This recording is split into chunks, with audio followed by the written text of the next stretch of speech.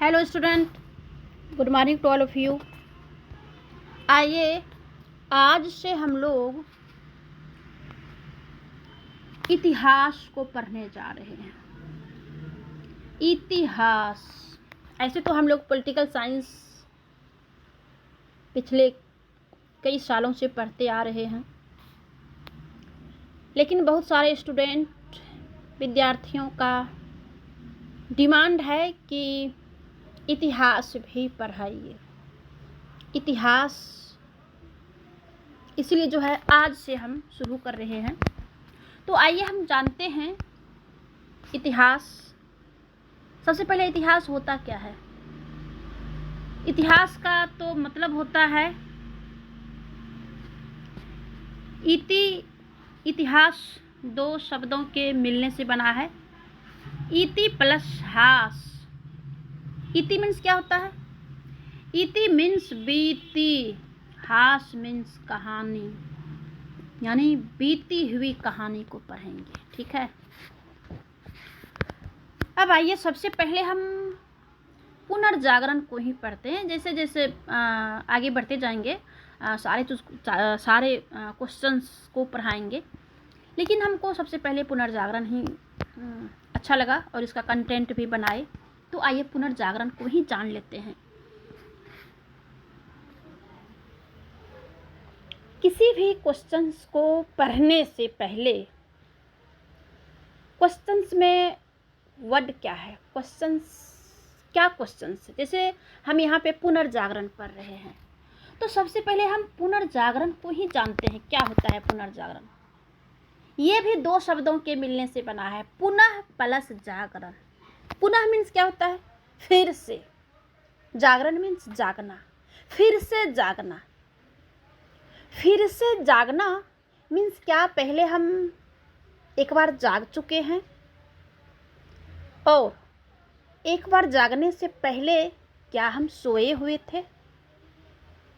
जरूर हम सोए हुए होंगे और फिर जगे होंगे, और जगने के बाद हम फिर से जग रहे हैं। कैसे जग रहे हैं, क्यों जग रहे हैं और किस प्रकार से जगते हैं, और ये जगने का कारण क्या था? पुनर्जागरण का कारण क्या है? और ये सबसे पहले इटली में ही क्यों पुनर्जागरण प्रारंभ हुआ?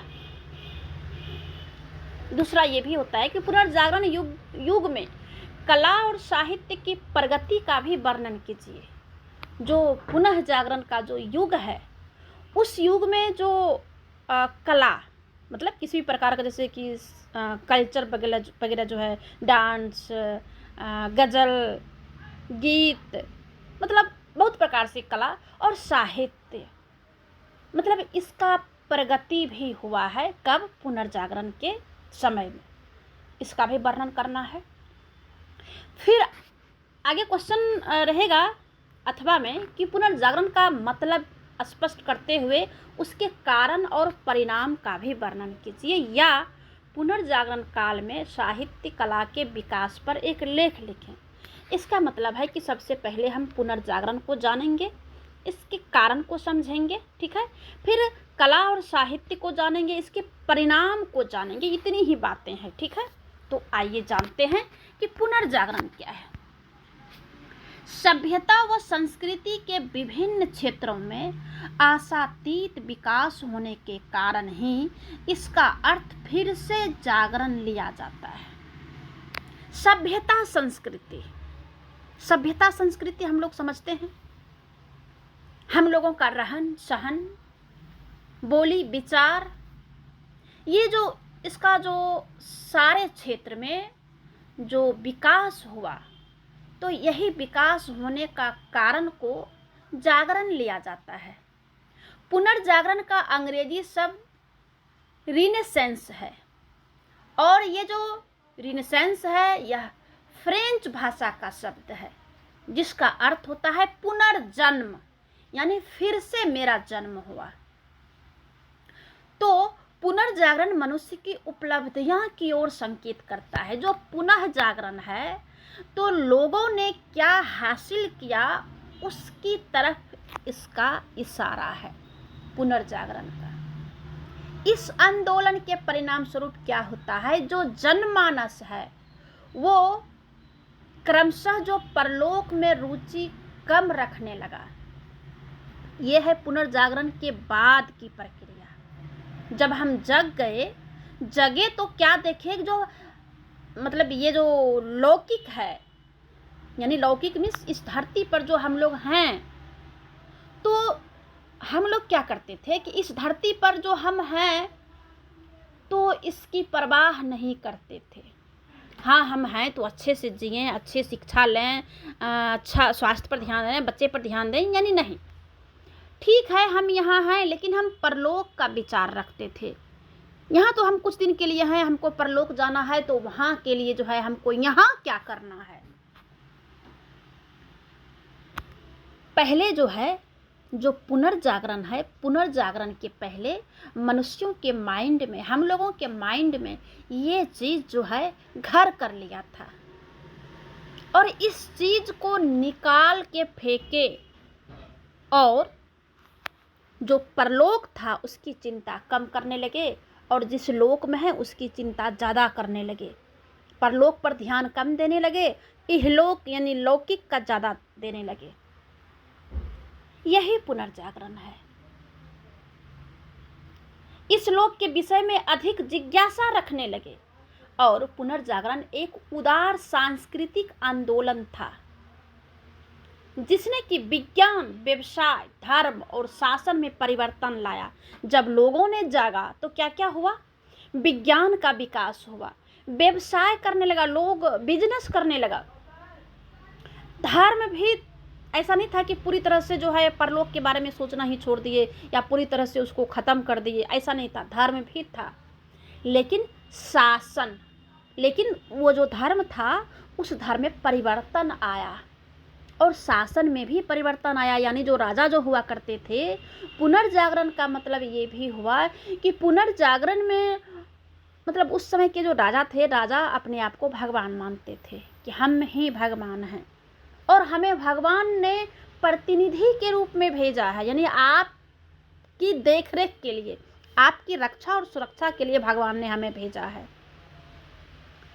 तो लोगों ने, और जो राजा उस समय जो जिस प्रकार से शासन करते थे उसमें भी परिवर्तन लाया, शासन में यानी कि राजा में भी परिवर्तन आया, जिससे कि जो है राजतंत्र से जो है बहुत प्रकार के तंत्र आकर के अभी जो है बहुल में जो है लोकतंत्र है,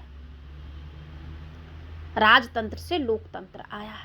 ये पुनर्जागरण है। आगे आइए जानते हैं कि पुनर्जागरण का अर्थ आधुनिक समय में उन सब महत्वपूर्ण सांस्कृतिक परिवर्तन से लिया जाता है जो इटली में 1300 ईसा पूर्व के बाद हुए और 1600 ईस्वी तक यूरोप के अन्य लोगों में फैला। यानी 300 वर्ष लगा लोगों में फैलने के लिए, इसलिए लग गया कि उसमें सोशल मीडिया नहीं था। आज 3 सेकेंड भी नहीं लगता है और पूरे वर्ल्ड फैल जाता है कोई भी न्यूज़। लेकिन देखिए उस समय ये जो सभ्यता संस्कृति का जो विकास हुआ, 1300 ईस्वी में इटली में इसका जन्म होता है, परिवर्तन हुआ और पूरे यूरोप में 1600 ईस्वी तक में फैला, यानी 300 वर्ष लग गया। यह पुनर्जागरण किसी एक क्षेत्र तक सीमित नहीं रहा, इसने मानव समाज के प्रत्येक क्षेत्र को प्रभावित किया। जो मानव है वो प्रत्येक क्षेत्र, एक भी क्षेत्र ऐसा नहीं बचा जहां पर कि उसका प्रभाव नहीं पड़ा। इससे क्या हुआ कि 16वीं शताब्दी के प्रारंभ में यूरोप वासियों की मनोवृत्ति में परिवर्तन आया और वे धर्म के बंधन से मुक्त हुए और लौकिक जीवन पर स्वतंत्रता से विचार करने लगी। लौकिक जहाँ पे हम लोग अभी हैं। उसके बाद ही शिक्षा का विकास होने लगा, प्रादेशिक भाषाओं का भी प्रचार प्रसार हुआ, धार्मिक जो बंधन था उसमें अनुवाद होने लगा, क्योंकि पहले संस्कृत में था और यूरोप में तो इंग्लिश में होगा। धीरे धीरे कंट्री बाय कंट्री जब देश विदेश में जब इसका प्रचार प्रसार हुआ तो जिस देश में प्रचार हुआ उस देश के भाषा में इसका जो है अनुवाद होने लगा। इससे क्या हुआ, इससे हुआ शिक्षा के क्षेत्र में नए जो है लहर जन्म हुआ और जन साधारण के लिए शिक्षा क्या हो गया, सुलभ हो गया। पहले ऐसा नहीं है कि भारत में ही ऐसी व्यवस्था थी कि 80% लोग जो है क्या अशिक्षित रहते थे। यूरोप में भी यही हाल था, सारे लोगों को शिक्षा ग्रहण करने का अधिकार भी नहीं था।